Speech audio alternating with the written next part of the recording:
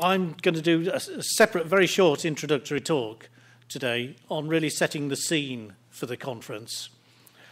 And it's really I want to cover, first of all, the size of the problem, and then why procurement is so important to curing the problem. So let's just jump up there. And you can see the size of the problem, that if the government wasn't planning to do anything about the deficit of the spending deficit, then we'd be somewhere between 6 and 10% per annum short of funds. In other words, we'd be spending over the next few years between 6 and 10% more than the amount of revenue that's being collected. And whilst there's a non-structural deficit to do with the banks, which is the whitish bit of those bar charts, basically the structural deficit is very close to between 6 and 8%. And that has to be sorted. A bit of quick mental arithmetic will tell you that the compound, that very, very quickly, the UK debt would grow rapidly, and over the next few years it would be hitting something like 50, 60% of GDP, in addition to the debt we've got at the moment. So the government has to do something about it. And when we look at the coalition's plan for tightening, it's a pretty robust plan. It's a gradual one, but it's pretty robust.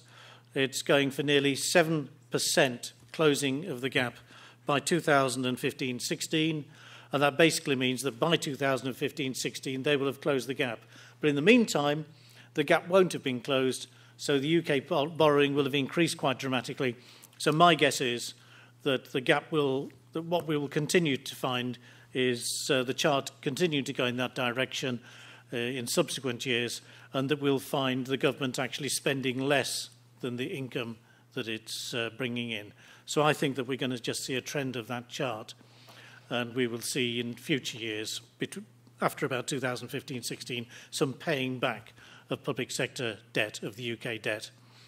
It's worth bearing in mind then that around about 25% of closing the gap comes from tax increases, and around about 75% comes from reducing public spending.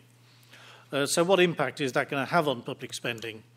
Well, that's what public spending is going to consist of this year, plus or minus a few £billion, £660 billion spending.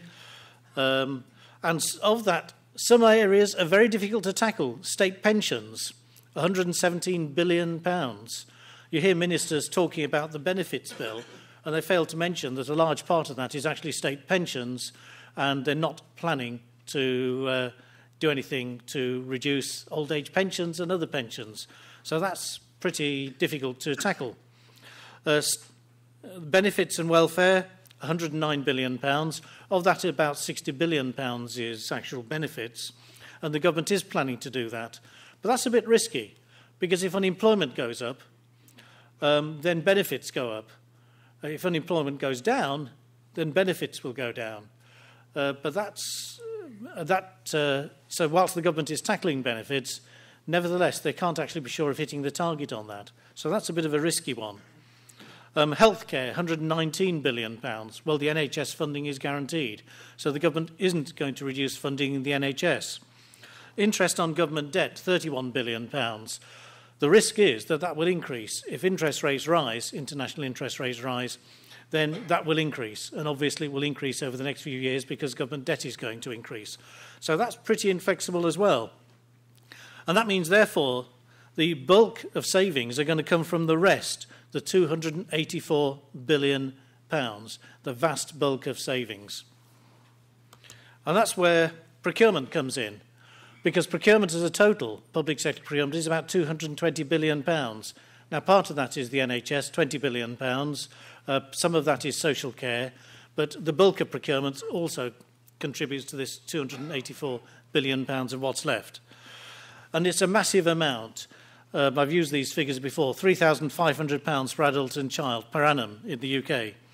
It's 1/3 of total UK public sector spending. It's 1/6 of UK gross domestic product. And it's nearly 1% of global GDP. And if the government doesn't tackle procurement, it is not going to hit its targets. And it'll tackle its procurement by a mixture of buying less, but also spending less on the procurements that it does make. So that's going to be quite a difficult area for it to tackle.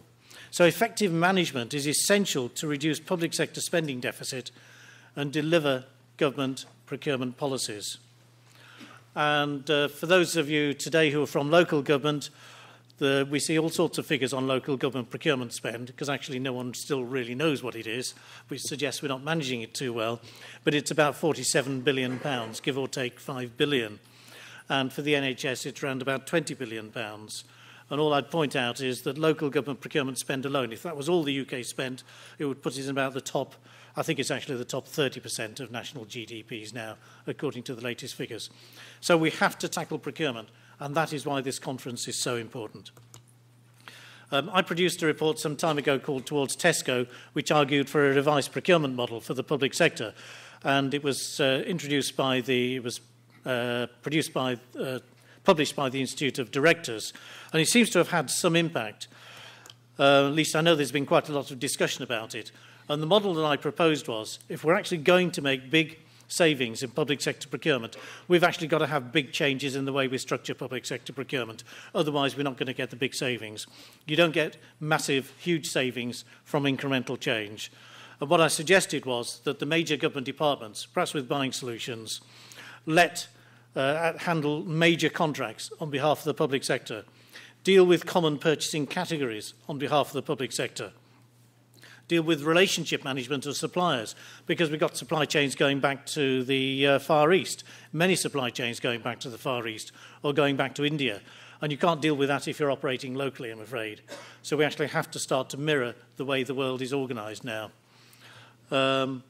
Industry-specific procurements perhaps should be handled by industry-specific organisations like the Ministry of Defence, like the research councils, for example. But also we need regional procurement organisations, regional procurement hubs that can actually deal with procurement on a regional basis and bring together procurement on a regional basis where it's appropriate. And then obviously we still need some local procurement. But that's a great simplification on the present picture, whereby there's 2,000 to 3,000 purchasing units in the public sector. That would reduce them to a few hundred. And I think we have to bear in mind, if we want to deliver big results, we have to go for big change. A very brief word about the Efficiency and Reform Group then. On its current work programme, it's centralising category procurement for central government, but what I think is that this will filter down towards the rest of the public sector, probably in a year, 18 months' time. Organisations that don't use some of the agreements that it's letting will actually have to explain why they're not, and that will include local government, non-departmental public bodies and the health service. And the programme, Transformation and Implementation, January to March 2011 for energy, you can see the rest, January to June for travel, telecoms and IT commodities, and January to September for fleet advertising, media, print and print management. And these are described as deep dives into this area. And part of the deep dives, obviously they need to manage the programme effectively, but as part of the deep dives in transformation and implementation, you need to collect the data, understand what is spent on these areas, because we don't, and then really decide how best to tackle the market. And in technology, an audit of existing technology, because we've got loads of different procurement technologies across the public sector, design the solutions landscape, and then implement the solutions landscape. So I think where we'll move to, and it'll be perhaps a gradual process, is a few years ago, public sector procurement, most bodies acted independently. Now we've got much more collaboration. Some bodies still act independently. Some bodies are very collaborative. But I think we will move to an integrated model, probably in the next 3, 4, 5 years, because I don't think the government will have much choice in that. So that sets the scene. We've got some very interesting presentations today.